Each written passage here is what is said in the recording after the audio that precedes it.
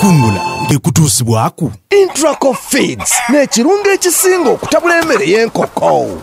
Ali ku Baba TV nongera okwebaza webala okutubona yosinzira okutubona. Eno ni program kungula buli lwamukaaga ssaawa 2 paka ssaawa 3 tuba tulisala saita mu balimi n'abayi n'abalunzi abalina be basobola okuba ate nga oyogerako nona ku luno olwaleero nongera okusiima yona weddenga nga otugoberera.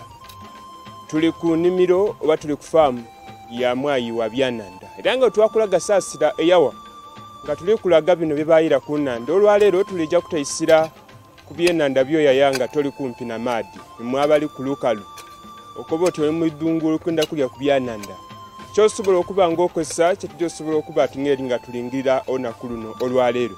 Ninze Samuel Mwesigwa mwanduzi ate era mutesitesi owa programu eno aba Intraco Feeds n'abatuusa ku programu eno era bakutegeeza nti Mwayi w'enkoko ebinoni mbaatiseeko nga biri kufa koza byakudirisa osobola okuba ng'otukyaliraku bwafuna emmere n'eddagala.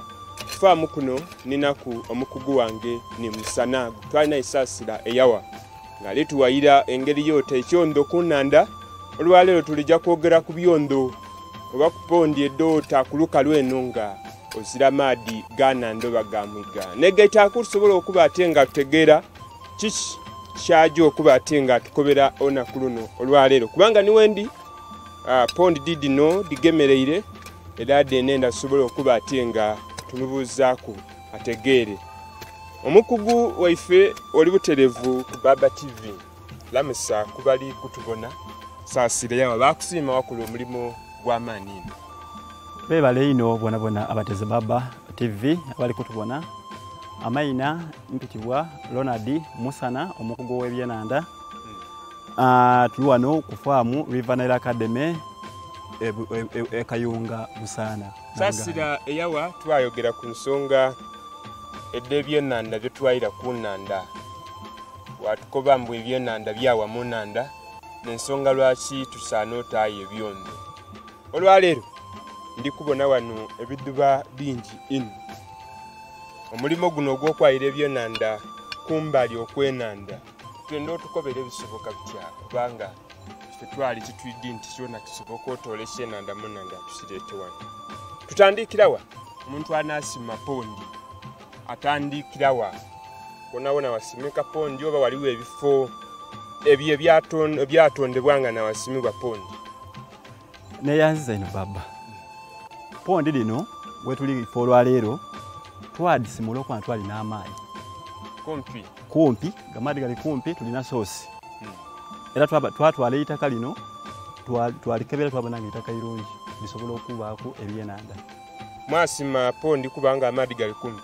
Iya twasima pondi lino olwokuba nti amaadi gali kumpi kuba ezaawoli gyasima pondi nga amaadi gabuli wala ebyenanda byetaaga maadi. Ogaso ki ogwosima pondi? Mbeere ndowooza nti kubanga nzira amaadi ga Nanda so nze kansime pondi kuba ku lusozi eyo nsobola okwaya ku kyenanda. Segeza kawe tulina kulingira wantu wali kumpi na maadi memali tuteewo pondi tugyeta pondi ng'erimu amaadi odagita ku lusozi nga muzira maadi ebyenanda tebida kubaamu agatonamu tegasobola kubaamu ku lusozi ate kyetaaga eitaka.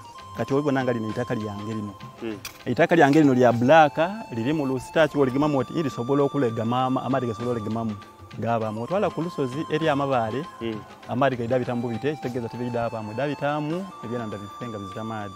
Ettaka lino nga lyegema ino anti neirungi engeri gye lyegema liti n'okugema amaadi water retention mu lufuutefuute eri waigulu amaadi gabaamu bulungi oba olibona pondi amaadi gabatigatonyo gagano nga gali mu malungi. Pondi tula mu kibali?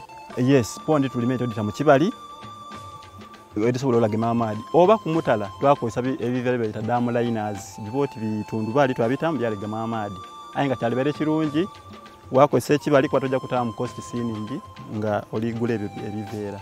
Buti ebibali mulimu nteranga owulira nti ebibali birimu endawulo.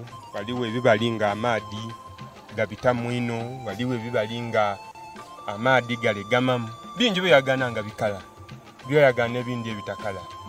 Waliwo ebibali byona nga pondi tedijjaamu nga kabi ebibali ebindi pondi kola bulungi oba kasa kiba kibali. Oli mutuufu ino tiki buli kibali nti ojja kitaamu ebyenanda